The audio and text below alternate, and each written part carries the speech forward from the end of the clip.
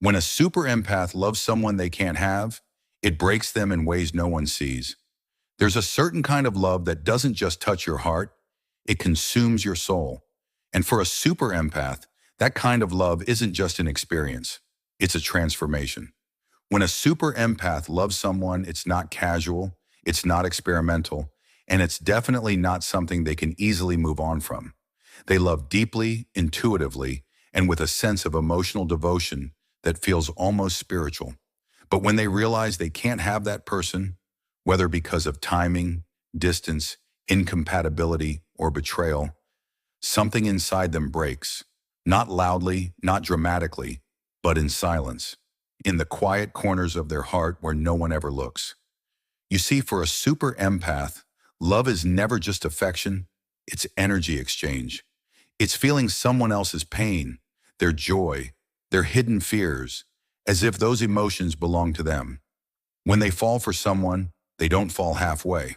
They don't hold back to protect themselves. They open up their entire being, emotionally, mentally, and spiritually.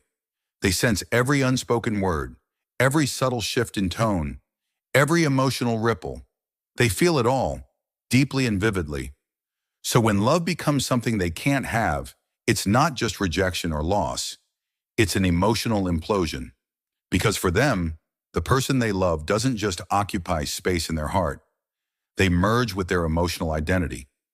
Losing them feels like losing a part of themselves.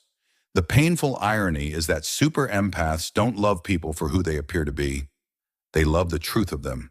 They see beneath the masks, past the ego, into the hidden self. They see potential, light, beauty, and goodness, even when the person themselves can't see it. And that's the tragedy, because often the person they love isn't ready for that kind of pure connection. They might be emotionally unavailable, narcissistic, avoidant, or simply too afraid of being truly seen. And the super empath, with all their love and insight, still clings to hope that maybe one day that person will realize how deeply they were loved. But when reality sets in, when they realize that no amount of empathy can make someone ready, no amount of patience can heal someone who doesn't want to be healed, that's when the heartbreak hits differently. For most people, heartbreak is painful, but for the super empath, it's shattering, because they don't just lose a person, they lose the emotional home they built in their mind. They lose the future they envisioned, the deep conversations, the shared silences, the connection that felt like destiny. They lose the soul bond they thought was eternal. What makes it even harder is that super empaths rarely show their pain. Outwardly, they may seem composed, maybe even wise about it, but inside they're unraveling. They replay every moment, every word, every emotion, wondering if they could have done something differently.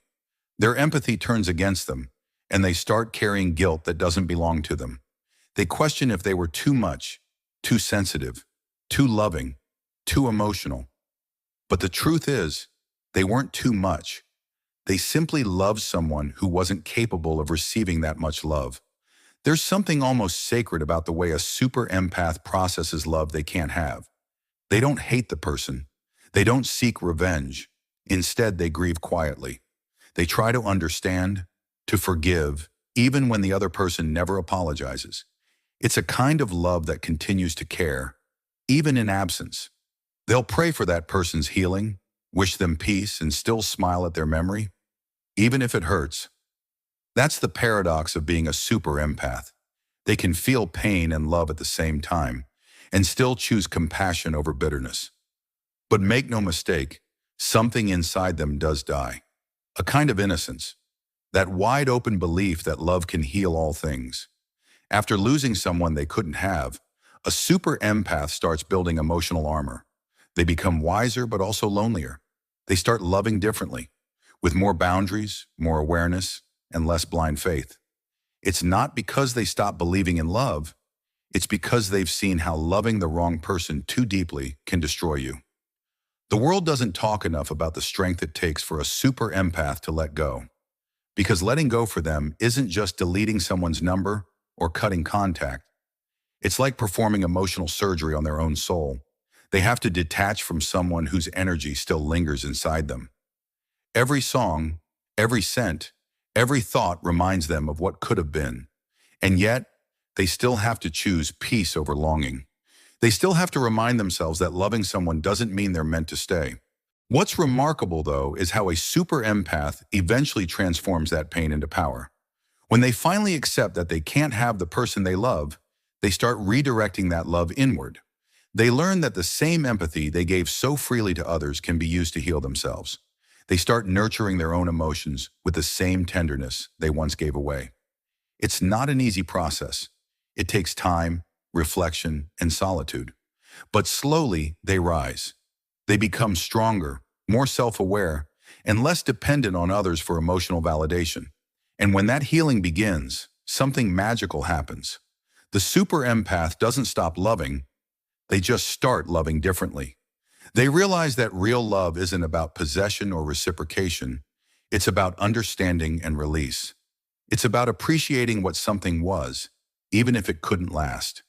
They find beauty in the impermanence of love, in the fact that even short-lived connections can shape the soul. They stop chasing the unavailable and start attracting peace. But even after all the healing, there's always a soft spot, that quiet ache for the one they couldn't have. It doesn't haunt them anymore, but it humbles them. It becomes a part of their emotional landscape, a reminder that their capacity to love deeply is both their greatest gift and their deepest wound. They'll carry that lesson into every future connection, loving with wisdom instead of blind hope, and protecting their heart not out of fear, but respect for their own soul. If you've ever been a super empath who loved someone you couldn't have, understand this. You didn't fail. You didn't lose because they didn't stay. You loved in a way most people can't even comprehend. You reached a level of emotional truth that scared them, and that's not your fault. You taught them what real love feels like, even if they weren't ready to receive it.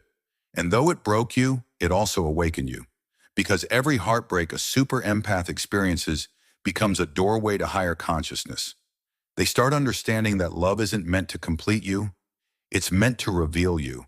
It shows you where you give too much, where you forget yourself, and where your own healing still needs attention. It teaches you the balance between compassion and self-respect. And in that awakening, the super empath finally learns that the love they were so desperate to give away was always meant to be returned home, to themselves. So yes, when a super empath loves someone they can't have, it breaks them. But that breaking isn't the end. It's the beginning of a new kind of wholeness, one that no longer depends on anyone else to feel complete. They learn that sometimes loving someone deeply doesn't mean holding on. It means letting go with grace. And when they finally do, their light becomes even more powerful. Not because they're unbroken, but because they've learned how to shine through the cracks.